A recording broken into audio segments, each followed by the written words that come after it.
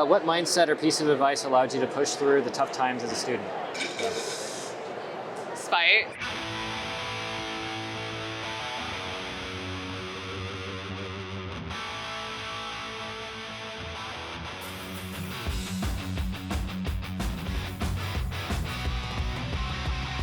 My name is Christian Nee, and I'm here at San Diego Comic-Con, Dubai Comic-Con, New York Comic-Con, interviewing artists for Proko. Okay, let's go to Artist Alley. I grew up with a lot of adversity. You know, I'm Asian, like my family is like an artist. You know, you're basically signing away your life to be poor, blah, blah, blah. Obviously that's not true. There's also a lot of people that I feel like they don't necessarily understand what you might be doing as a creative. It's sad, but even sometimes your friends, they want to like put you down in a sense. So honestly, Spite has been a really good motivator, but besides negative sources like that, there's obviously like a really good sense of like accomplishment. Like whenever you push yourself to finish a picture that you don't think you could have done, it always feels really, really good after completing it. And also I think one of the most rewarding things too is it's like a really personal piece. Like a lot of my original pieces, they touch on deeper inner struggles, things that I don't necessarily want to talk about, but I still want to express.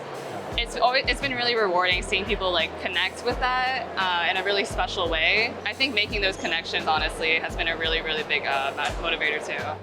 What was it about your mindset, about the way you were thinking that allowed you to progress as an artist? I think I gained it over time by open-mindedness. I think people are kind of closed off to new concepts or trying things new, but I was always like interested in everything. So photo bashing, experimenting with 3D and like texture, then I think that allowed me to play in a whole new way and kind of gain skills as like a creator. It's like your craft and you know authentically what your craft is, and like these are all just tools to help you get there.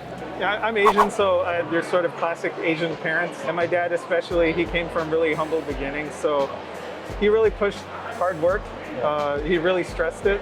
And so as much as I think I resisted it when I was a kid, I kind of adopted that the older I got. It's still something I really value, hard work. Pushing myself maybe even more than I should probably. That is healthy, you know? That's kind of helped me with the daily grind and getting work done. With my kids, they help in that I have to stop at a certain time. It's just a healthier, much more balanced sort of work life that I have now. Tough times of a student? Yeah. As far as like what I wanted to do with my career, I've never had like a plan B, so it was just willpower is kind of like my superpower. So if I want something, I have the determination to get it. So I guess just the sheer willpower I had. I have a list on my phone of ideas that come to me that are a few potential painting, or I have even a longer list of potential titles for painting. You hear something cool, you think of something cool, you write it down. Later on, you're thinking about an idea and you just sit through the list. Wow, that could be something. Or you go through the list of like the potential ideas. For me, it's like just the sketchbook drawing, ink drawing, just keep drawing, and sometimes it formulates out of something, you know? You draw something, go, whoa, wait a minute.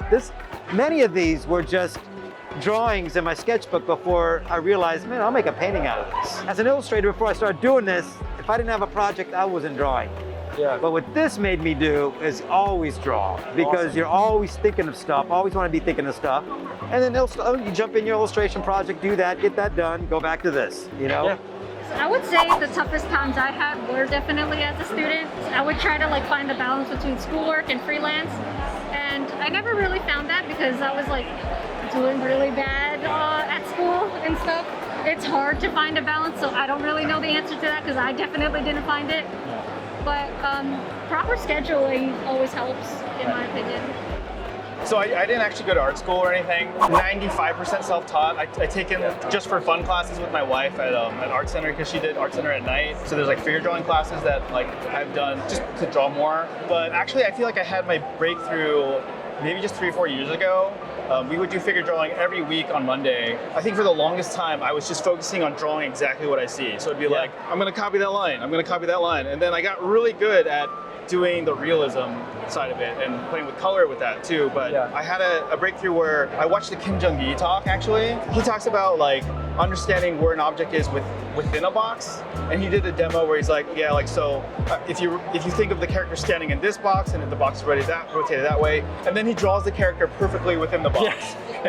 And that's the step where you're like, what the hell is going on? Yeah. But I kind of like took the idea behind that and I was like, okay, I'm drawing like a model who's standing like this or something, right? And it's like, I can't see that hand over here, but I know that the hand in general is this box. And so if I think about, there's just that box, but it's rotated over here. Yep. I know what that looks like. Like I could draw this, like I could draw a box facing that direction. Thinking of everything I draw in terms of like a basic shape that I do understand, that I can rotate around and manipulate, that was the like breakthrough where I was like, I'm not thinking in the lines that comprise you, I'm now thinking about the shapes, right?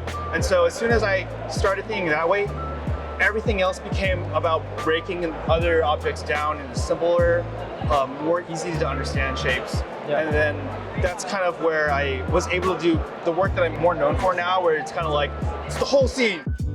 Do you want to understand the figure better so you can master drawing the forms?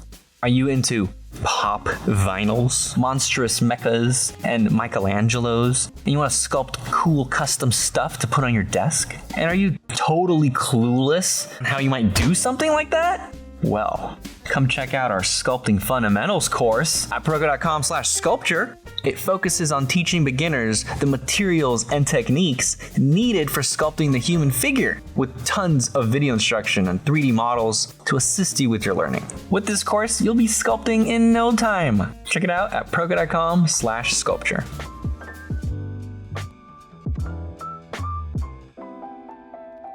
Awesome, cool. Well, thank you so much. Yay!